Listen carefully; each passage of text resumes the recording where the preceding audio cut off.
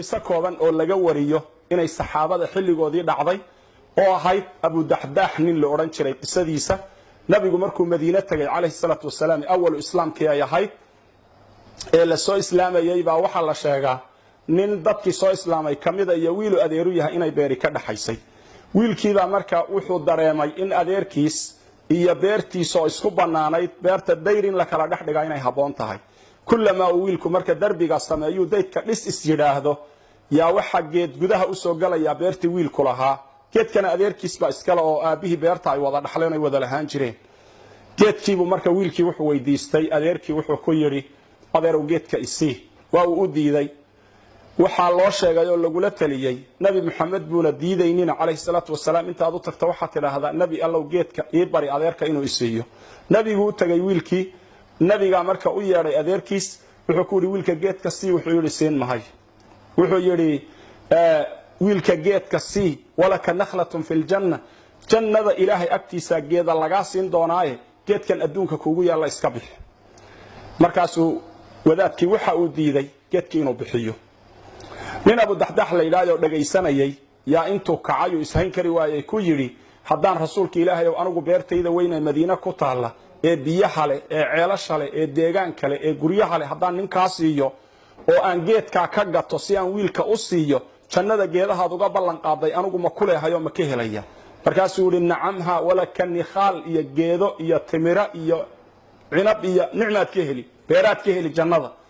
markaasuu tii isagoo dareemaya ku yiri ma taqaana beertayda markaasaa wuxuu yiri oo yaa madiina joogan beertaada aqoon intuu ninkii geedka lahaa u yimid markaasaa wuxuu ku yiri geedka la sheegay ee nabiga u diiday igaga iibso aniga beertayda beertaas ninka abu daxdax loo oran jiray waxa la sheegaa in reerkiisii dhex deganaayo xilli xagaah oo kulul bay ahayd oo beerta ay u dhaxaga bixeen oo ay ku nasanayeen carruurtiisu markaasaa beertii waxa loo doonay reerkii in laga soo saaro ayuu ninkii beerta lahaa u aaday si ninkii beerta laga gaday ee geedka lagaga iibsaday loogu wareejiyo beertii markaasuu intuu albaabka istaagay u qayliyay wuxuu ku yiri umu daxdaxay ka soo bax beerta markaasaa waxay ku tiri oo maxaan uga soo baxaayo markaasaa wuxuu ku yiri beerta waan iibinay ka soo bax markaasaa waxay tiri oo maal ka anfasan oo ka qaalisan beertaada miya maanta magaalada madiinaad yaala markaasaa wuxuu yiri ilaahay iyo rasuulkan ka iibinay beerta iskaga soo bax markaasaa waxay tiri idan ilaahay iyo rasuulka hadaad ka iibso sadaqa u bixisay beerta waan ka soo bixi bay tilmaantay markaasaa waxa la xusuustaayo la og yahay caruurtii ninkaasi dhalay oo beertii ka guranaysa midho inta islaantii u dhawaaqday mid kamida oo timir gacanta ku watay intay ka qaaday tiri waxaan ilaahay iyo rasuulkiisa siinay oo ilaahay dartii ula baxnay sadaqa dib u cunimayna inaga dhig sadaqada waxa lagu doonayay beerta caynkaas waxay ahayd janna lagu doonayay sadaqadu jannay goysa sadaqadu waxay damisaa gaftay maxaan ku dhahdaa dunuubta ayay maxaan ku dhahdaa maydha naarta allay damisaa xijaab bay kaaga noqotaa sadaqadaadu maalinta aan harjirin ayaad harsataa sadaqadii aad la baxday naarta ayay xijaab sadaqadaadu kaaga noqotaa waxaan leenahay marka waxaan u baahanahay qalbiyaal naxariistamaan waxaan u baahanahay inaan isu naxariisano masiiba jirta masiibo qaran baa jirta masiibo aadaminimo jirta masiibo islaamnimo in looga gurbado ay haboon tahay baa jirta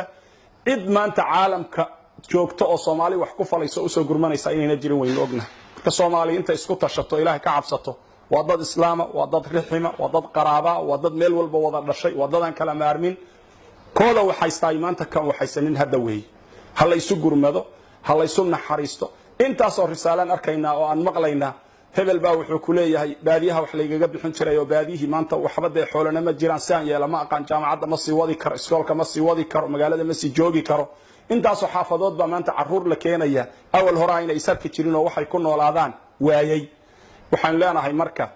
ilaahay baa wax kaafin karo ilaahay baa gacan weyne ilaahayna aan barino oo ilaahay aan u laabano oo banaanada aan isugu soo baxno oo aynu soonno oo aan madaalimta iyo xaq darrada iyo wixii dulmiye celino oo aan ilaahay dariiqiisa sulxi ku gallo ilaahay intaan sulxi la gallo aan ballan qaadno inaynaan u noqon doonin waan xanuunsanahay waxa weeye ilaahay wuxuu tilmaamay hadday tadarruci lahaayeen dhibaatada hayso waan ka dulqaadi lahayn buu ilaahay ku tilmaamay qoomamkii hore qaar kamida walaakin qasad qulubuhum tahay soo kale acuudu billaahi ayaynan ku sifoobin in qulubteennu qallashay oo meel laynooga yimid aynan garanayn waxa inoo yimid waa dunuubtii gacmaheennan ku kasbanay wey waxaan u baahanahay rabbigeen inaan tooba keenno waxaan u baahanahay inaan isu naxariisanno waxaan u baahannahay inaan manhajka alla u laabanno waxaan u baahannahay cidda xumaanta wadda iyo ciddii gafaysa iyo ciddii waddanka xumaynaysa inaynu isku sii aragnaan u baahannahay ilaahay inaan wada barinaan u baahannahay ilaahay dhibaatada ha inaga dulqaado اللهم اسقنا غيثا مغيثا هنيئا مريئا غدقا مجللا عاجلا غير آجل يا رب العالمين كلمة ديدي انتاسان كوكوب لها قفل بو مسلمه دغيستنا انو نشريه ايان كربنا اله اذن كيس امر ماه طلب احسان iyo islaamnimo weeye halayso naxariis dabaan leenahay ilaahay markaas inoo naxariisan waxaan ku gabagabayn irhamu man fil ardi yarhamukum man fis samaa aw kama qala sallallahu alayhi wasallam